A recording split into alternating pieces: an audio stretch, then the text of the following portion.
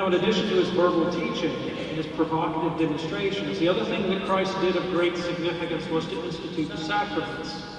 Baptize in the name of the Father, Son, and Holy Spirit. Forgive sins. Do this in memory of me. What I want to suggest to you is that Christ's use of the sacraments is very similar to his use of parables. The purpose of the sacrament is not to expound the faith, but to elicit it, to evoke it, to demonstrate it. The sacramental mode has this power about it, that it works at a level beyond mere verbal description.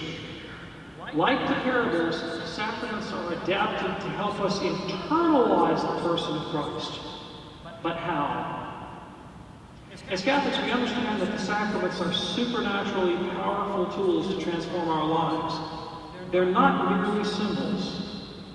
But many Catholics make the mistakes of forgetting that they are also symbols. And the key to their efficacy is to understand how these two things relate, how the supernatural power of God, present in the sacrament, and our appropriation, our internalization of the meaning of the symbol work together. If we properly attend to the symbol, the meaning of the sacrament, they can more effectively imprint upon our souls. I'll give you an illustration of how this works.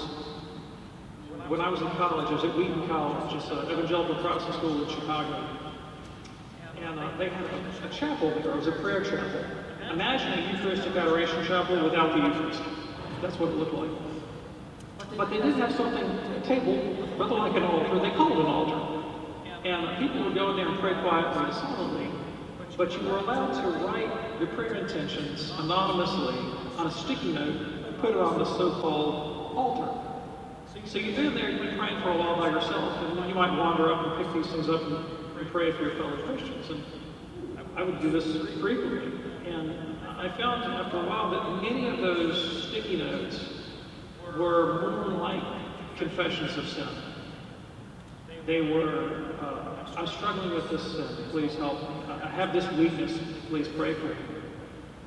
And it wasn't until years later that I reflected back on the experience and thought, here are these people coming into, a darkened room and unburdening themselves and seeking a word of comfort.